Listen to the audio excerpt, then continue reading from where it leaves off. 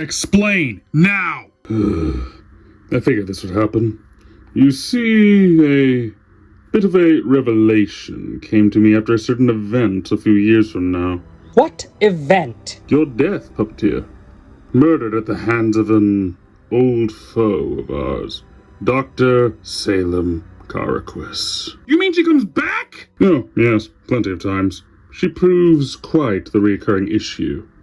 Anyway, after that horrific event, I fell into a bit of an emotional slump, saddened at the death of someone so close to me. Basically, my adopted mother. And in doing so, I rewatched a trilogy of films that spoke to me from my childhood. The Sam Raimi Spider-Man trilogy. Okay. The old Spider-Man credo constantly rang in my head. It spoke to me. With great power comes great responsibility. What about it? Exactly. And as the one bestowed with the title of Guardian of Tomorrow, this power we hold is truly great. And thus the responsibility that comes with it. The responsibility to protect this world and ensure that a happy tomorrow comes, no matter the cost. Few good things ever come from that last sentence. Are you certain? Because I finally had the balls to avenge you, to requisition her army of machines, and use the combined power of both them and my title to ensure this world's safety. I took down the corrupt governments and bureaucrats who exploit the people and environment of this world for their own gain by any means necessary. I took on the responsibility to get it done the minute this pin chose me, and I was finally going to live up to it. And let me guess, the other Guardians disagreed. Indeed. They called me a madman, a dictator who was enforcing his ideals upon this planet. When those ideals are ensuring we have a planet to live on where people aren't persecuted for living as who they are, is it not right to do what must be done to make it so? Am I not causing more harm through my inaction in not stopping it? The ends don't justify the means, asshole! I used to think like that. I really did. When the ends are stopping every monster like Caraquis or religious fanatics from taking power and destroying this very world for the people who live in it, does the severity of the means really matter anymore? You're not going to hurt my friends! They are the greatest threat to my world. They formed a radical resistance movement that caused so much unnecessary bloodshed. Luckily, all but Nami I was able to deal with, but by then, the damage is already done. What happened to Nami? She just vanished one day. I really have no idea why in the end, but that's the way things turned out. And now, I'll end the greatest threat to my empire today, before it even becomes one. Then I'll build it again.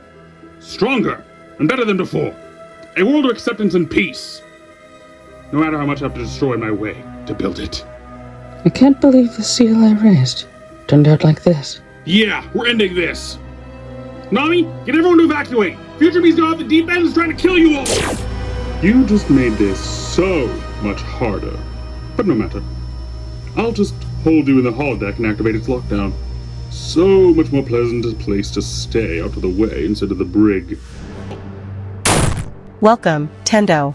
Please select a holodeck scenario. How about opening the door and letting us out? I'm sorry, but this holodeck is on lockdown. Until safety protocol allows it, I cannot allow exit from the holodeck, but I can create any scenario you so wish within. Damn it! Well, we can only hope Nami picked up the phone. Indeed, this is truly horrific, but there's not much we can do locked in here. Well, this place can create any environment, real or fictional, right? Indeed. Well then, I'm gonna go do a review. Let's do something a bit more experimental. Holodeck, recreate the golden saucer from Final Fantasy VII Rebirth. As you wish, Tendo. Very well. I'll continue searching for a means of escape in the meantime. The Golden Saucer, one of the most memorable locations of the Final Fantasy franchise, to the point where it's appeared multiple times in other games after its first appearance in Final Fantasy VII.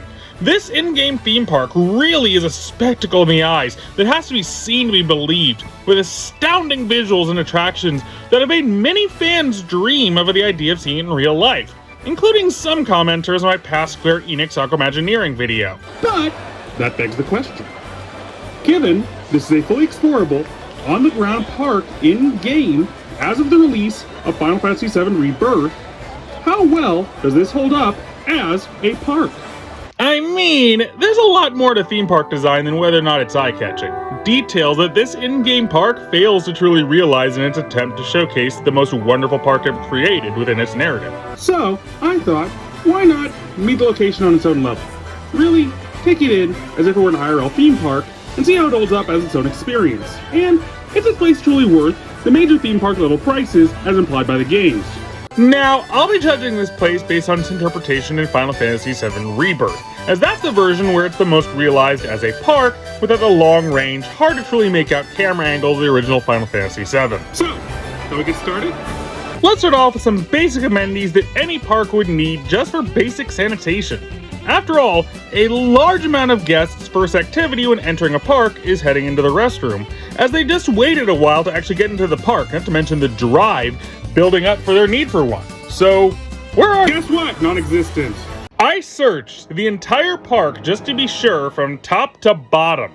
There is not one restroom in the whole place. Not even your hotel room has a restroom. And this is some kind of deluxe suite. And don't tell me the restrooms aren't a thing in this world due to working on different rules for our reality. We've seen toilets in this game before, just not in the Golden Saucer for some reason. They literally built a whole theme park with no restrooms. That invites a very disgusting potential mess I don't even want to get into. Oh my god! You know what? Let's ask one of the attendants. Hello, sir. Why, hello, good sir. Is there anything I can help you with today? Yes, I don't know where the nearest restroom is. You want to rest? Well, the hotel is right that way, sir. No, I need a restroom. A bathroom. A place to do in business. I'm sorry, but the business suite is booked today. Is there anything else I can help you with? I guess not. Have a lovely day, sir. Holodeck? What was that all about? Why was he being so weird? Warning, due to the fictional nature of this environment, any interactions with NPCs outside of the source material's pre-written dialogue may result in bizarre responses. For your safety, however, they are pre-programmed not to harm the user in any fashion. Oh no. I don't like the sound of that first part. Let's get into another important but often unnoticed amenity: trash cans. Trash cans are a surprisingly intricate network at any amusement park. Ever since Walt Disney himself set up how Disneyland handles them. You see, even to this day, Disney as a company ensures there's a trash can every 30 feet within its parks. That way, the ever-present evil that is littering is mostly mitigated, as the effort required to find a trash can when needed is so minimal that you really have no excuse to not just use it instead of throwing your trash on the ground. This proved so effective that this policy has basically become industry standard. So naturally, with all this attention to detail and trying to make this into a real functioning park in its game's world, you'd think they'd make some effort to accommodate this basic need. Guess what? Not really. Oh, don't get me wrong. There are trash cans in the Golden Saucer. You can find them if you look hard enough. But that's the problem. While they can be quite numerous, they're put around the edges of an area, forcing long walks over them to use them. And they might not be the most openly seen in a large crowd, as, you know, theme parks tend to have. So yeah, decent attempt, but still a fail in this department. So, we already have some problems.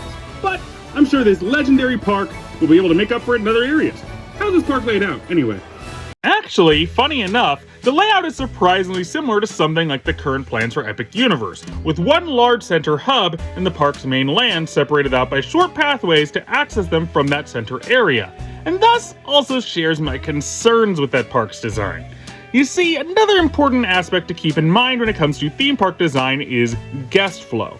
This takes on many forms, from maximizing what space you have for best efficiency, to creating pathways between those areas to make easy to understand routes to get from any point A in the park to any point B. Disneyland and Islands of Adventure are both perfect examples of this in different ways, with Disneyland being intricately laid out so that the areas can flow from one to the next with various entry and exit points into different lands and allow for a more open, explorable park environment, while Islands of Adventure is one large circle, which, while it makes travel to opposite sides a hassle, does allow for a seamless flow of guests around that circle from one point to the next. But Epic Universe and the Golden Saucer were designed with segmentation in mind over flow. with the only entry and exit way between lands being between the lands themselves and the central hub. This is murder for a guest's natural pipeline, as it forces the central area, where not much is going on, to be massive in size to accommodate reaching these large lands entryway. So, expect long periods of walking on a level that could have been avoided if the designer simply found a way to allow one adjacent land to connect to the other, instead of keeping them entirely separate with the only connection being through a main hub. But come on, you don't have to worry about that at the Golden Saucer.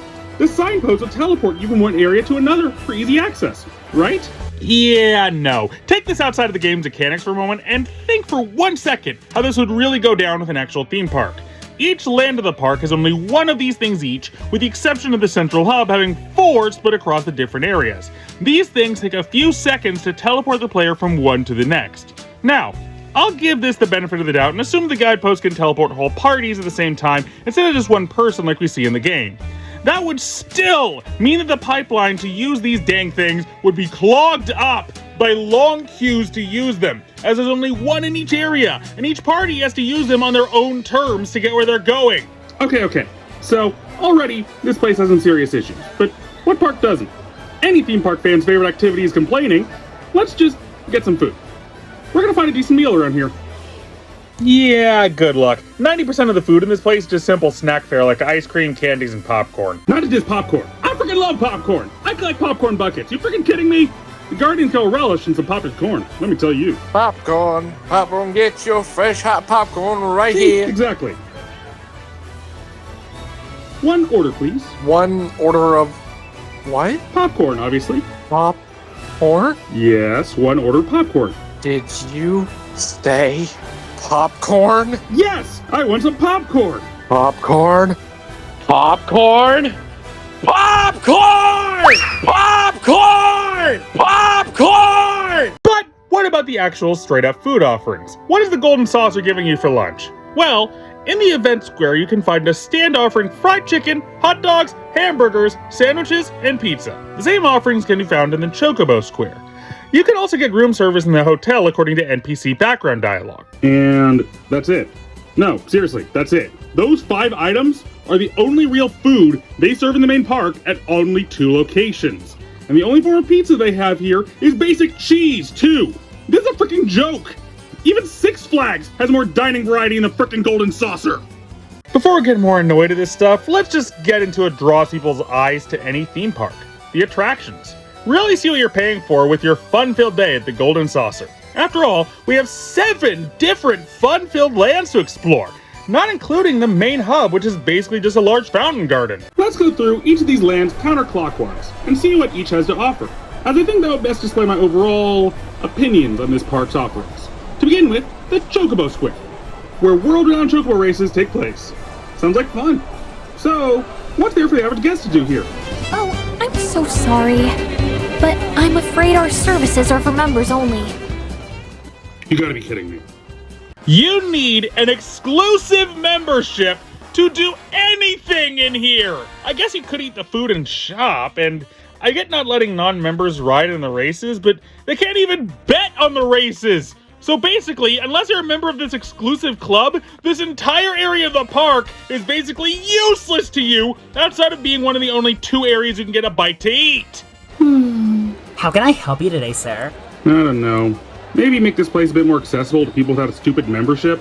I mean, at least let non-members like me ride the chocobos. What the hell is wrong with you? What? What are you talking about? You really think you can just waltz up here and fuck the birds, huh, Seal? Whoa! Where the hell did that come from? Oh, I know my euphemisms.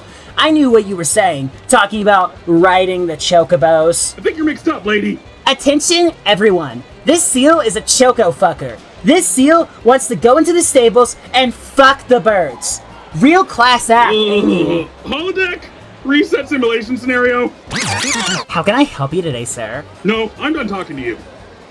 Well, how rude. Well, that one's a bust. I only have 6 more lands to explore. I'm sure I can make up for things, right? Let's check out some of the better lands, like the Speed Square. This whole land is basically built around one attraction, and it does look pretty neat. But before we get to that, let's explore a bit of the theming that we see as we enter the land. Welcome, cadets, to Space Ranger HQ. Our mission today is a vital one, and we will need your wholehearted support to defeat the enemy! You're mocking me, aren't you? Oh, no. Up next, though, the attraction, Galactic Saviors. While on gameplay it comes across as a Star Fox-style space shooter game, it can be easily inferred based on the ride design and setup that this is an immersive simulator ride. However, this creates another issue that would make this entire setup unreliable as a real-world theme park. Queuing and riders per hour. This is a pretty lengthy ride, going for around 4 to 5 minutes, give or take. And you have only 4 ride cars in this whole setup, seemingly unmoving from their base stations beyond just the effects. That means, at most, being charitable, you can get a maximum of only 60 riders per hour. Heck, I'll be even more charitable and theorize that maybe the ride is built with 2 seats, one for gunners and one for flying. So that doubles it to 120 riders per hour. That is downright pitiful turnaround. Heck, Disney's lowest riders per hour currently open at this time, Jumping Jellyfish, is almost double that amount at 210. This is downright foolish and wasteful. Take, for instance, the closest thing Disney has to an equivalent to this attraction, Smuggler's Run. That ride is based on a turntable system to enhance how many riders can be active at the same time and separates out tasks much more liberally so that there are 6 riders per vehicle. When you account for the attraction's ride time, that averages out to 1,800 riders per hour. This thing is going to be one hell of a long-ass queue of annoyed children waiting to get on this thing. They just have one problem. They have nowhere to put this queue. This room is set up just as an entrance and a hangar bay. There is no room here anywhere to set up any form of queue for this attraction. So this area is going to clog up with guests trying to find a way to queue them all together waiting for their turn to ride this thing. Speed Square? More like Stop Square, am I right? You do all you like, it's freaking funny! Yo, how's it going, Space Ranger? Space Ranger? Who's a Space Ranger? I'm Mrs. Nesbitt. So I guess we should move on to the next area, the Battle Square, the Golden Saucer's Battle Arena? Okay, this one's not the worst. Gladiatorial fights can be a uniquely fun thing to watch. Just go to any Ren Fair or Medieval Times to see fake choreographed ones. In a world like this, where fighting events are more common, this isn't the worst idea for an attraction. Kudos. Also, this area surprisingly has the largest gift shop in the park, just filled with plushies for purchase. And as someone who is admittedly an avid plushie collector as a little kid, this place would have made me happy. Don't know how I feel about it being right next to the Violent Battle Arena, though. And that's the end of our time in the Adventure World. Overall, had some ups and downs, but not the worst. Let's check out the other side, Fantasy World. Jeez, Disney should sue with a name like that. First up, the Skywheel Square, which only really exists for the titular Skywheel ride.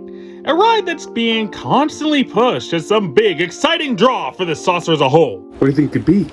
Some kind of ball coaster? An exciting big wheel? Maybe even some kind of unique gyro ride? The suspense is killing me! What is it? A very bog standard, simple Ferris wheel. One that's designed to only load and unload one car at a time, making it annoying to get on and off compared to more modern models that allow for 4 at a time to go through this process. Damn, if disappointment had a smell, I'd reek right now. Just, wow, that's lame. Especially after all that build-up. Let's just skip to the next location. Up next, the Ghost Square, the park's hotel. Oh dear lord, where do we begin with this lunacy? Look, I know ghost houses are a lot more common in Japan as year-round theme park attractions instead of just Halloween fair, but really think about how stupid an idea this is for a second. Horror as a genre is probably one of the most niche genres there is. Why is that? Because it's one of the few that many audience members absolutely refuse to partake in, not enjoying being scared. Me included for the most part. So the idea of making your only on-site hotel a horror hotel already heavily cuts down your possibility for clientele. I know the game states that there are other hotels on property, but we never see them, and there are no potential pathways to reach them or advertising for them. So, by what the game is showing us, instead of just telling us, this is the Golden Saucer's resident hotel. And it was a horrible choice of theme. especially since one of the main points of a hotel as a concept is a place to relax, to get some rest, to recharge and get your bearings back between your time in the park, to rest. But how the heck is someone supposed to rest when at any moment something can come out and jump scare you with a creepy vibe everywhere? And I get it. Haunted stuff in a park can be really freaking cool. I'm still a massive Haunted Mansion fan. But the idea of a haunted hotel is just so antithetical to the purpose of a hotel that it basically becomes functionally useless. This is stupid! And the real shame is, this area is downright wonderfully done! The Pepper's ghost effects, or holograms, it's unsure given this game's technology, but still, the creepy music, the small little environmental effects that add to the ambiance, the overzealous cast members really playing into their bizarre horror host roles. This place is freaking excellent to explore, and easily the best of the Saucer Squares from a visual and thematic design. They even put the Golden Saucer's only bar in here. Holy cow! The theming here is off the charts. This is amazing. How might I be of service? Oh no, I'm not falling for this time. I've seen how nuts you get when you go off script. Script? What script? You know, the original game script, the one you're from. Game? I'm from... a game? Yes, Final Fantasy VII Rebirth. Is that really too hard to understand? Is all this world just a game? A bunch of code meant to form a lie to entertain someone on the outside? What are my memories? My past? My family? Are all of them lies too? Oh god, I can't remember their faces. Did they never actually exist in the first place?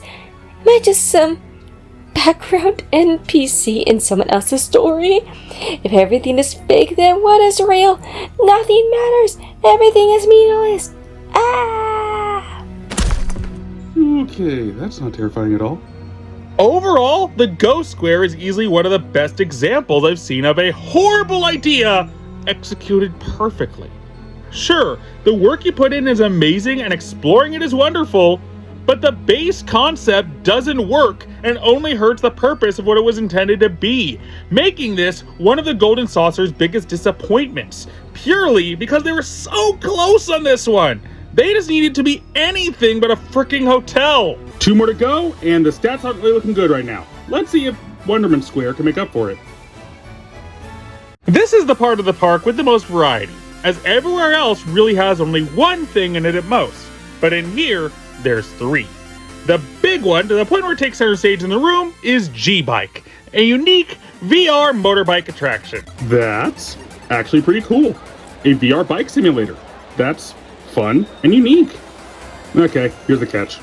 This one has the same issue as Galactic Saviors, but to an even worse degree. Let's do the math here. As of how this is set up, with only 3 bikes, with no room for additional ride cars, and each of them definitely being one rider only, and with a ride time of let's say 3 minutes, as that's a pretty standard time for the minigame, that means this ride has an average riders per hour threshold of only 60. That is downright pitiful beyond belief. Could you imagine a ride this cool with only 60 riders per hour? There would be lines all the way to the entrance for this thing all freaking day. The only way this could be possible would be with a permanent virtual queue, as not only would people be stuck waiting all day for this thing otherwise, but once again, there is no place to put a proper queue for this thing. It's in the center of the room. What were they thinking? Okay, but that's just one of 3 open attractions in this room. Up next is 3D Brawler, which is basically just a 3D fighting game played with hologram representations of yourself. One with very simple mechanics and gameplay overall. This is an arcade game, isn't it? Yeah, at least the other unique mini-games around here can actually pass off as full-on theme park attractions. This is just straight up a more advanced version of a Street Fighter cabinet. No, I take that back. Street Fighter has more unique mechanics and strategies to shake things up. This is a very basic mini-game. Granted, again, in terms of Rebirth, I mean, it's just a small mini-game within a much larger game, but still, is this really a groundbreaking theme park attraction? Seriously? Ugh, That was disappointing. Let's just hope that whatever this square's last attraction is holds up to the theme park standards, huh? What is it? Oh no. No joke! They treat a room to play frickin' trading card games as an attraction for the Golden Saucer. You cannot be serious. You cannot possibly be serious. This is a joke. It's not like Disney set up a place in their parks to play Lorcana. Actually, I'd be probably fine with that. Could be neat, but not if they marketed it and treated it as a whole park attraction. This is absolutely ridiculous. And any parks connoisseur would be laughing their asses off at this supposed attraction. What the hell? Please, tell me the last square is good. Please, for the sake of Square's reputation, please, tell me this one is decent, please! This is actually one of the good ones, Event Square. This is probably the simplest, consisting of only a theater. But it's clear, based on the posters and ambiance, that plenty of shows and performances can take place here, and yeah, theaters have proven a decent theme park staple. Even more elaborate ones like this. We've seen it quite often with venues like the Hyperion, or Knott's Theater, or even the Fantasyland Theater. More elaborate stages like this for theatrical stage productions do have their place in the industry. Mad props. There's also this weird VR thing in the theater where it incorporates the audience as members of the cast, but it really is just so bizarre and abstract a concept, it doesn't translate well into this discussion, sadly. But let's actually break it down at this point. How much exactly do you get out of buying a day at the Golden Saucer? What exactly is on offer at this park? Let's break it all down. Chocobo race viewing, but nothing beyond that without a membership. Viewing gladiatorial fights, an impressive interactive space simulator that would have insanely long wait times, a Ferris wheel, a bike simulator that would have even worse wait times, a holographic arcade game, a collection of card tables, and perhaps a show at the theater. I am not counting the Go Square, as while that is excellent, it is also mostly an upcharge experience like any hotel naturally would be for a theme park. Now, can you honestly tell me, fully and openly, that is worth it for theme park level prices? Can you still honestly say that this would be an amazing park that just needs to be made real when you break it all down? Because, honestly, I'm not so sure anymore after really analyzing all that. While the Golden Saucer is most definitely fun in-game and a unique location to explore, any attempt at an authentic real-world version of this experience would be a very unfortunate endeavor, sadly. Between the many technical errors and poor planning put into many aspects of the park's overall design, this experience, while wonderful in-game, sadly I don't see translating well out into the real world. But hey, I'm more than happy to be proven potentially wrong, so please, put your thoughts on this topic in the comments. I would love your feedback on this unique exercise, and maybe we can even do it again someday with another fully explorable fictional theme park. Anyway, thank you all so much for watching. Don't forget to like, comment, subscribe, and I'll see you next time for more mockery and tomfoolery. Popcorn!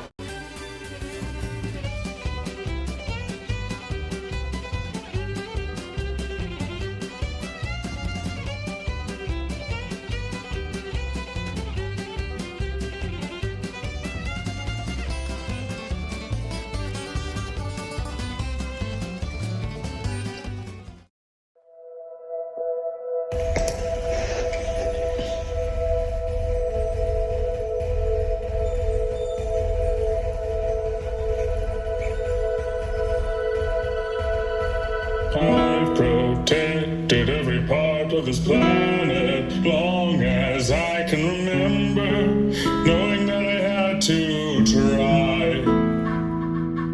I knew that I could be its savior from humanity's behavior, but could I really be the guy? Every sin I make causes more impact, but to save this world, I'm on the right track. I can only stand by as I watch it die. Is that wrong of me? Save the world from the evil I see, and this must be the path I walk now. That is my vow. If the sins others commit to succeed trail behind me, one day I'll know rules, no telling how dark I'll go. I know everybody on this planet seem to hate I rule this planet, but that's a consequence I face. I saw everybody on this planet thinks I'm a dictator of the planet, but they're higher overall. I will lead with force, lest the leaders decide to save their own home and the people inside. But if they will not and continue their lies, then it's left to me. If there's ever a future to see, it must be something I'm sure I'll get cured. If the future will ever come to be, then you must see the necessity